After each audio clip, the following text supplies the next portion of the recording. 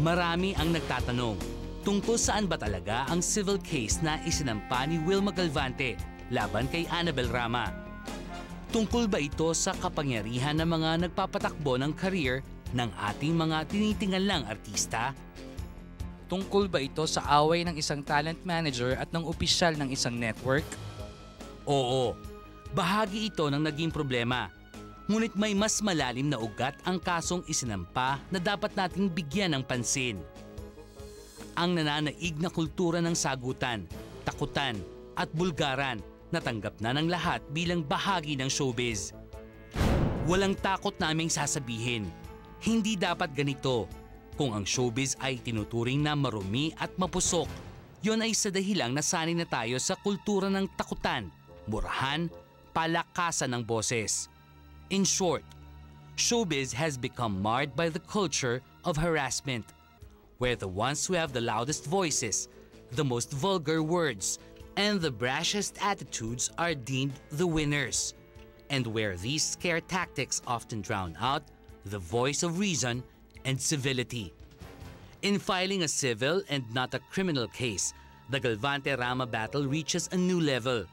It is no longer just about talents and management practices. It is now about the civil and proper way to disagree about an issue. Sa ngayon, pinapaubaya ni Galvante ang kaso sa abogado niya at sa korte.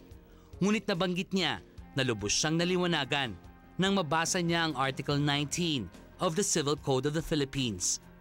Minabuti na rin naming basahin ito at ibahagi sa inyo ang simpleng katotohanan na maaaring di nyo alam. We quote Article 19.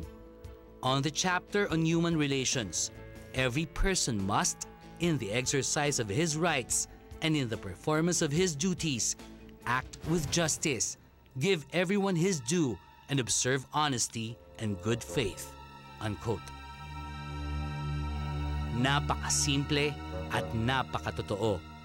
Kahit talent manager ka, kahit janitor, kahit presidente ng kumpanya, kahit periodista ka sa mga dyaryo o komentarista sa radyo o telebisyon, may karapatan ka, ngunit sa pagsusumikap na pangalagaan ang iyong karapatan at tuparin ang iyong trabaho, wala kang dahilang yurakan ang pagkatao ng iba. Ang paglaban para sa karapatan mo ay di dahilan para mambastos, manigaw at manakot ng iba dahil sila rin ay may karapatan sa kapanatagan ng loob na laging nagbubunga ng mga tamang desisyon na napag-isipan, hindi pinagkagalitan. Kapag may sino mang sumuway dito sa artikulong ito o umabuso sa mga civil rights mo, karapatan mong ipagtanggol ang sarili mo. Nandyan ang batas at ang mga korte para ipatupad yan. Or we can all just choose to avoid the court altogether and sit down as civilized human beings to discuss our differences. It's called being civil. Walang takot naming sasabihin, bring civility back to showbiz. It is our right.